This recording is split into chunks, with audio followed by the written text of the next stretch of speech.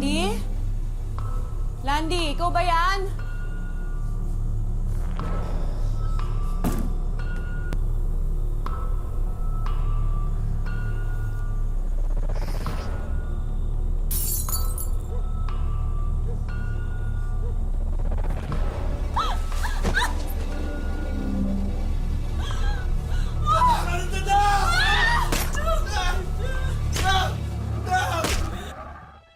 Matutunghayan po ngayong hapon ang kwento ni Lenny. Siya'y gaya ng ibang ilaw ng tahanan na inuuna ang kapakanan ng kanyang pamilya. Ngunit ang kanyang paghihirap at pagtsatsaga ay tila mababaliwala nang dahil sa isang matinding karahasan na susubok sa kanyang pamilya.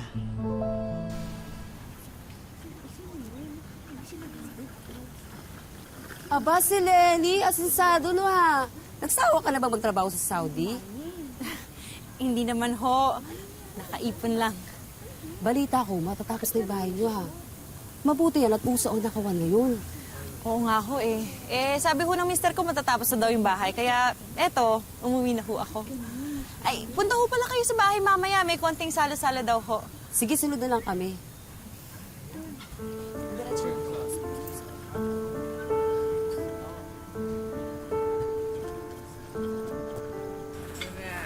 Sa'yo na to. Nandito naman ang misis ko eh. Uy! Maligaya pagbalik sa ating mansyon. Pasensya ka na, hindi kita nasundo. Kailangan ko samahan yung mga bisita natin eh. Okay lang yun. Ayoko rin naman kayong maabala eh. Pare! Welcome back! Tagay-tagay. Sige, mamaya na lang. Asan yung mga bata? Andito, ante. Alan! Ay, ang lalaki na ng mga anak ko! Tara na. Namiss ko kayo! Halika dito, halika Tara na, pagpahingay muna natin si mama nyo. Tara na, pasok na kayo. Sige, halika. Sige, ipakita niyo sa akin yung bagong bahay natin. Halika. Pare, balik ka. Balik ako. Halika dito, palagay dito. Lenny, kita mo naman ha. Pinaghandaan namin yung pagbabalik mo. Masaping pulutan na hinanda ko. Tapos maraming alak.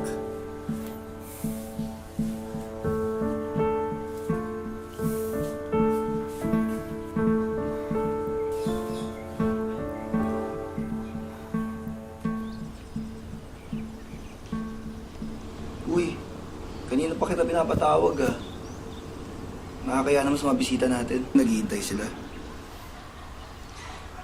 Anong nangyari?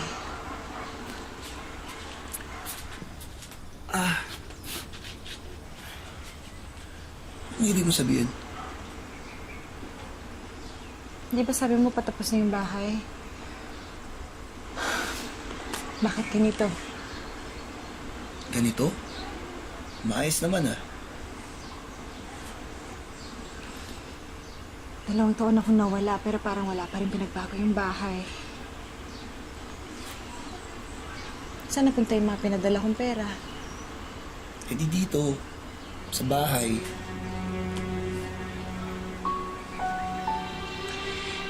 Libo-libo yun kada buwan. Yung bubong, hindi pa rin tapos. Yung kusina, hindi pa rin maayos. Hindi naman pinagkatiwalaan kita eh. Kakarating mo palang puputak na kagad yung bibig mo. Pasalamat ka nga, may bahay kang inuwian. Landy, huwag ka namang magalit. Hindi lang kasi biro yung pinagdaanan ko sa Saudi. Kung alam ko lang na ganito pala yung uuwian ko, sana hindi na lang muna ako umuwi.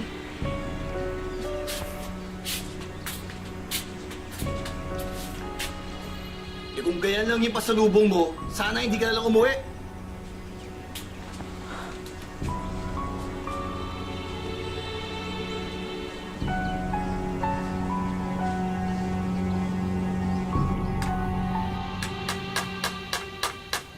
Kuya, baka naman may mas mabilis pa dyan.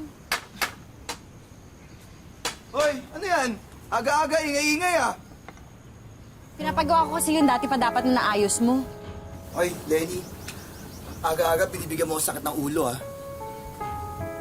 Ako? Eh kung hindi ka kaya nag-inom kagabi, di sana hindi masakit ulo mo ngayon. At hindi mainit ang ulo mo ngayon. Tama? Sana, kung di ka gabi-gabi dumadakdak, di ako gabi-gabi umiinom. Ako na naman. Tama na, pabayan mo na yan. Sige na, pumasok ka na dun sa loob. Kumain ka na ng umagahan. Sige na. Ginagamit nyo ba yung gamit ko? Sige, kunin mo na. O, gamit mo na. Oo na.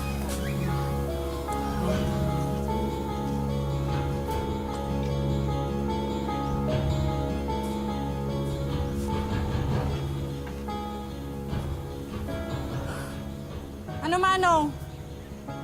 Kano pa bang babayaran ko dyan? Ito po, ma'am. Ito pa ho lahat ng babayaran ko. Baka naman ang pwede humingi ng tawad. Wala na kasi akong budget eh. Pasensya naman, ma'am. Yan ho talaga yung halaga eh.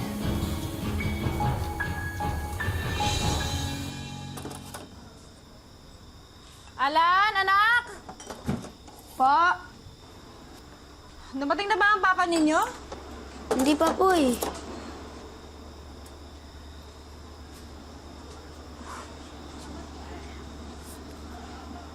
Anak, nung wala ba si mama, lagi rin wala ang papa ninyo? Okay ka lang ba, Ma? Hindi ko na alam kung anong gagawin dyan sa papa ninyo eh. Pero huwag ka mag-alala. Okay lang ako. Sige na.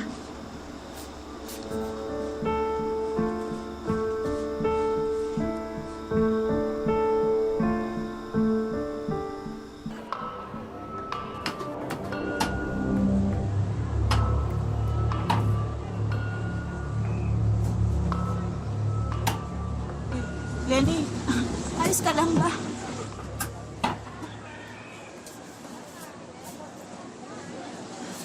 Problema nga ako, auntie.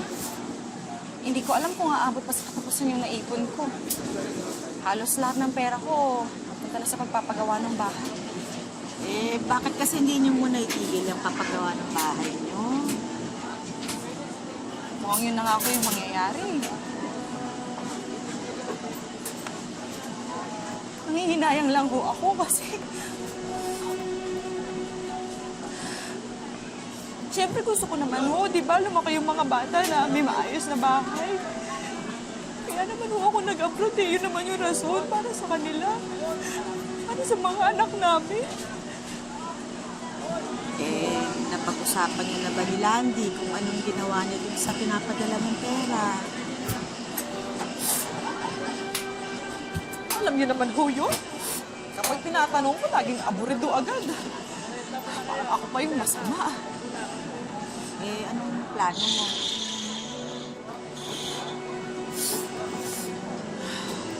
Naisip ko nga ako, mag-DH na lang ho kaya ako ulit. Pare! Oh, Yan, nandiyan na si Mrs. Bibira ka na namin makasama niyan. ha, ito ba yung mukha ng mukhang under? Tingnan yung mabuti to. Ha, di ba nga si Mrs. yung nagkatrabaho sa inyo? Eh di, siya yung masusunod. Diyan kayo nagkakamali. Ang lalaki na susunod sa pamilya. Ako pa rin nagdidesisyon. Sino protekta sa kanila pag nilooban yung bahay namin?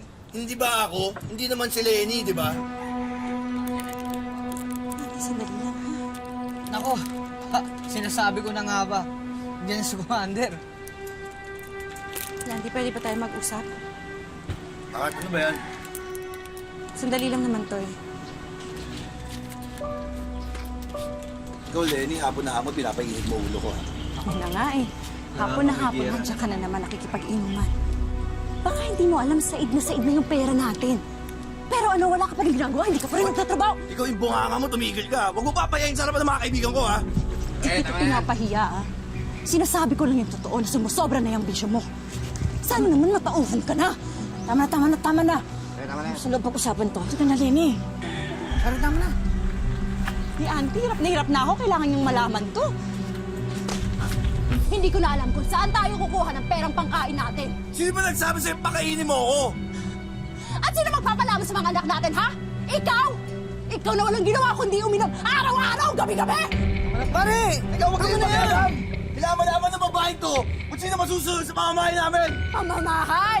Yan! bahay na yan ang pinagmamalaki mo! Nasabi mo ipapagawa mo!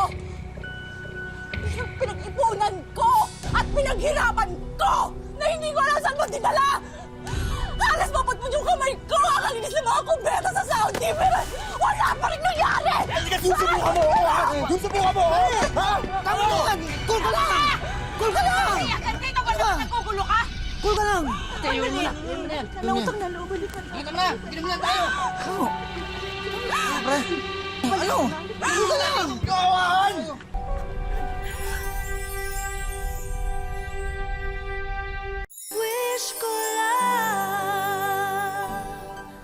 Ang bahay na pinapangarap at pinag-iipunan ni Lenny ang naging punot dulo ng hidwaan nilang mag-asawa. At ngayon, ang tahanang ito ay babalutin din ng isang malagim na trahedya.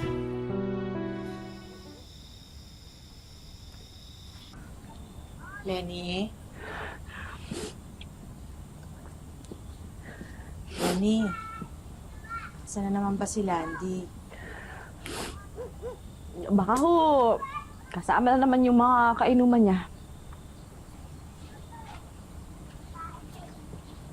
Alam mo, kailangan itigil na itong away kayo ng away mag-asawa eh, ha? Hindi pwede away kayo ng away, ha? May bahay nga kayo, bangayan naman kayo ng bangayan. Siya naman ho yung may kasalanan eh. Siya yung pabaya. Sige, nandun na tayo. Pero, kailangan malaman ni Landy na kailangan mo ng suporta niya. Diba? Hindi rin naman pwedeng wala kang lalaki sa bahay eh. Tsaka tandaan mo ginagawa mo to, hindi para sa'yo, hindi para sa mga anak mo. Diba?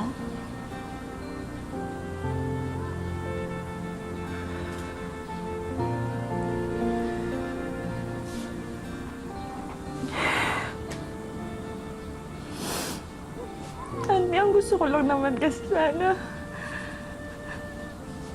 naiintindihan niyo kung saan ako nang gagaling, di ba? Dapat naiintindihan niyo ako. Sige. Mamaya, pagdating niya, kakausapin natin siya, ha? Tayong dalawa. Tutulungan kitang paintindi kay Landy.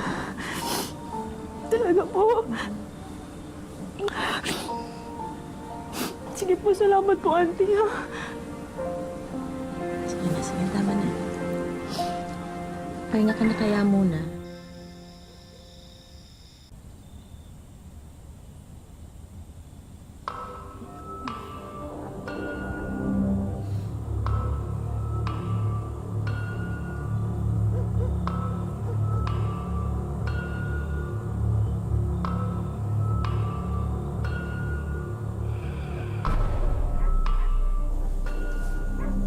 Landy? Landy, ikaw ba yan?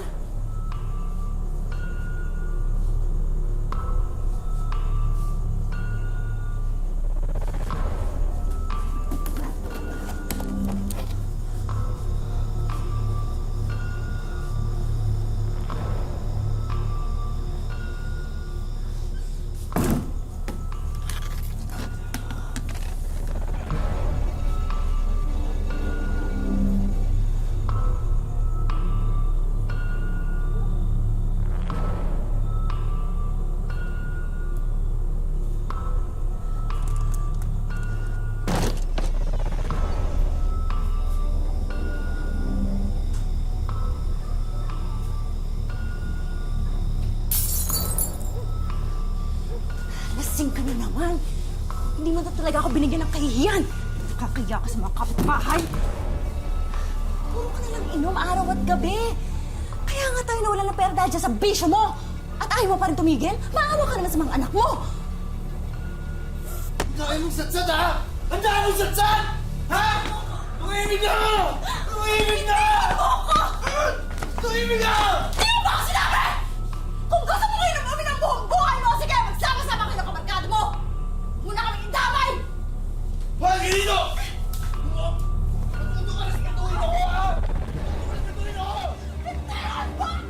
Lalaki ako, ha?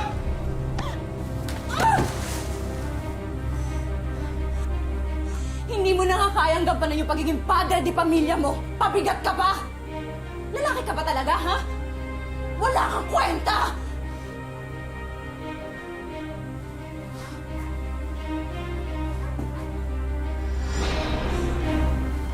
Landy, anong gagawin mo dyan? Bitawan mo yung itak. Ano? Bitawan mo yan! Ano? Ha? Mamagaling ka pa? Ha? Ano? Ano? Tuturuan ka ng leksyon! Ha? Ano?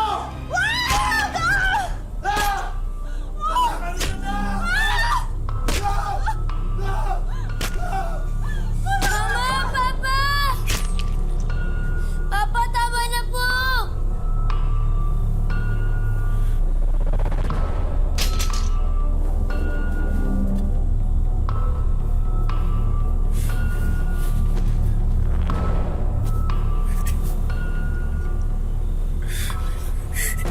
Lenny!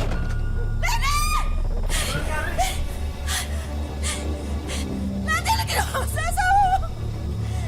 Tulungan! Bilisan! Bilisan!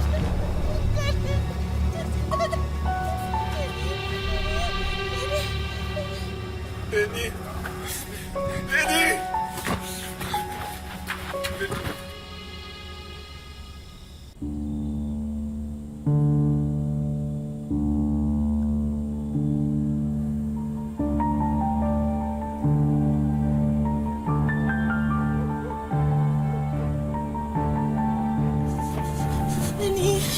Masyado nang malalim ang natamo ng sugat ng braso niya.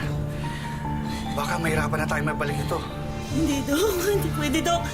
Kailangan niyo siyang tulungan, Dok. Kailangan niya gawa ng paraan.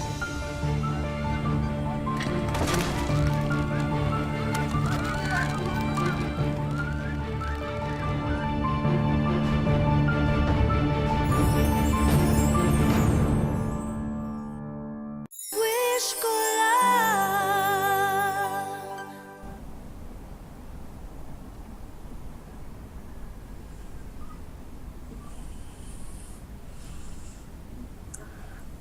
Auntie.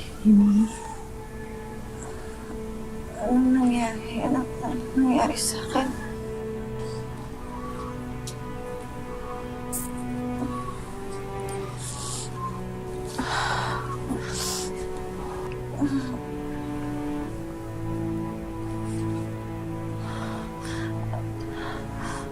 Auntie, bakit? Bakit? Hindi ko magalaw yung kamay ko. Auntie, anong nangyari sa akin? Muntik nang maputol yung braso mo. Mabuti na lang mabilis na agapan.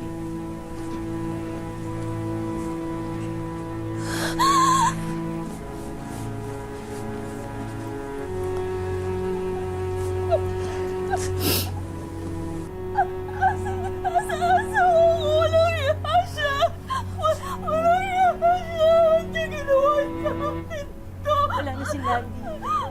Wala na si Landy, Lenny. Patay na si Landy.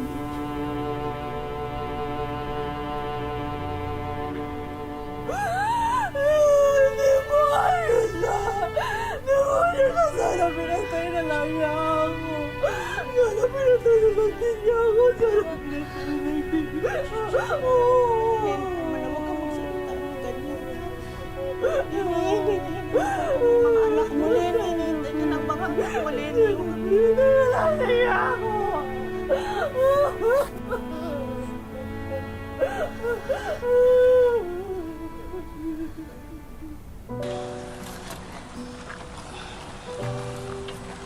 Ilakang mula.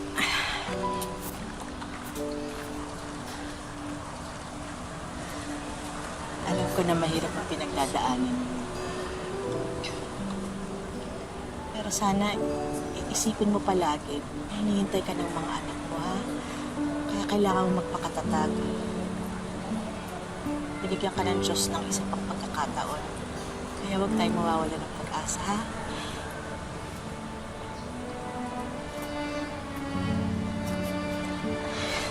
Yes.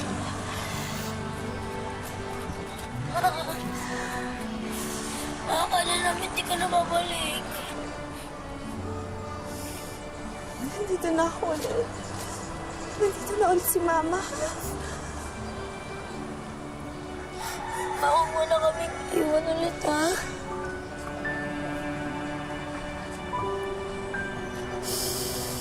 Hindi na ako ulit aalis.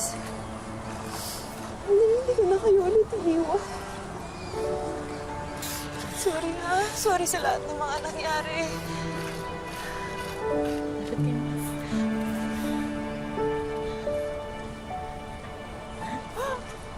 Pasan din natin lahat ng ito.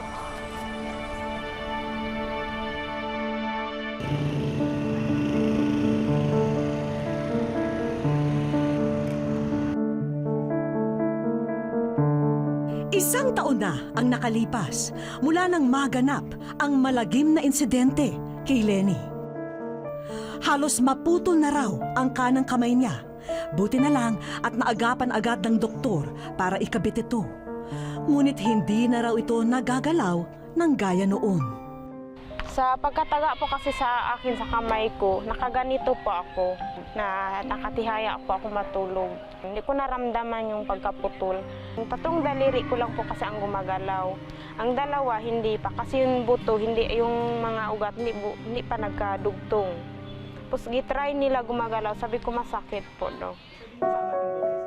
28 tagaraw ang natamo ni Lenny at himala raw na maituturing at buhay pa siya ngayon.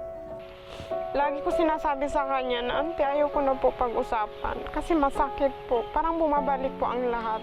Binigyan ka pa niga ng second chance na mabuhay. Alam mo, malalampasan mo yung lahat. Huwag kang susuko. Mula noon, nakasalalay siya sa tulong ng mga taong nagmamalasakit sa kanya. Ay, sa pagkain po namin, mahirap po talaga. Binibigyan lang po kami kung anong meron sa pamilya ko. Inahatiran po kami. Tapos minsan po, hiya na rin po ako. Pero sabi nila sa akin, huwag yan ang isipin. Isipin mo, nagagaling ka pa, mag-pray ka. Hindi man mabura ni Lenny ang mapait na kabanata ng kanyang pamilya. Pilit pa rin siyang lumalaban para mabago na ang kapalaran nilang mag-iina. Bumabalik sa kanyang alaala ang mga pagtaga ng asawa niya. May traumatic siya. Mahirap po. Pinipilit ko po yung sarili ko magtrabaho, magkilo sa bahay ko hanggat yung makakaya ko po. Nakikipisan siya at ang mga bata sa bahay ng kanyang Auntie Fatima. At para makatulong sa gastusin dito, tumatanggap siya ng labada. Ate Fatima, thank you po sa lahat-lahat. Hindi ko po kayo makalimutan habang ako ay nabubuhay po. Labanan ko po ang lahat para po. Hindi ko po makalimutan ang lahat ng mga advice mo sa akin. Nandito lang ako habang nabubuhay ako, tutulong ako sa iyo. Sa aming pagbabalik, Wish ko lang po. Yan po ba yung Wish ko lang.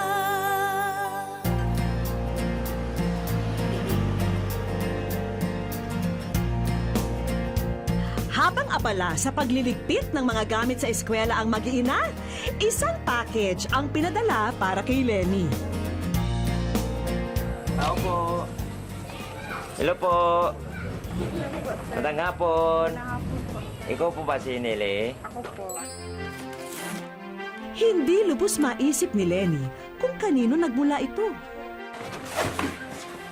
Gamit po ng mga bata.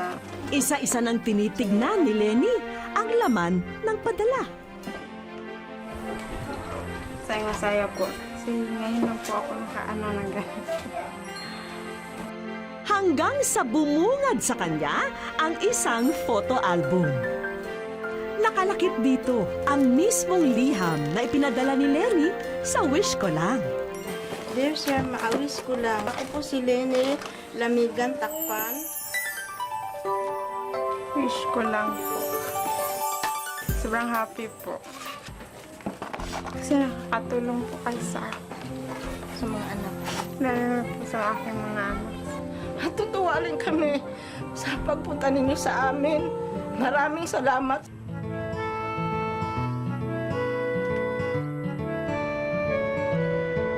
Handa ka na bang makita ang nasa likuran ng pintuang ito?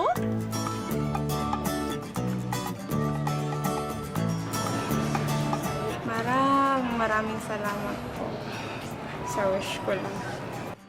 Ang una naming sorpresa para sa mga bata. Laguan.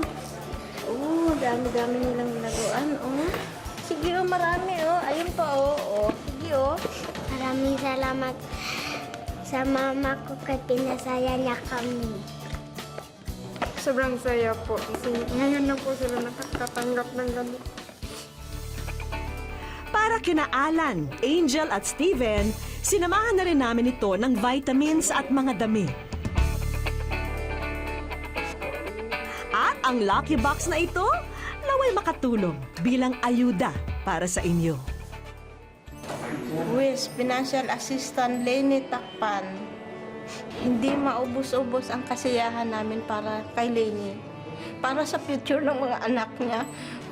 Sisikapan ko po na maglalago po siya. Magandang hapon sa iyo, Lenny. Narito rin ang ating mga kaibigan upang tuparin ang isa mo pang kahilingan.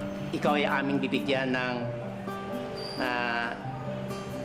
scholarship galing sa TESDA. Ikaw ay magkakaroon ng libreng training sa gusto mong skills para sa iyong kabuhayan. Startup capital, may allowance, at saka libreng assessment. Yung assessment po, alam nyo, yung nagpapatunay na kayo po ay kaya nang gumawa ng kabuhayan bunga ng inyong natutunan sa pagsasanay sa TESDA. Maraming salamat.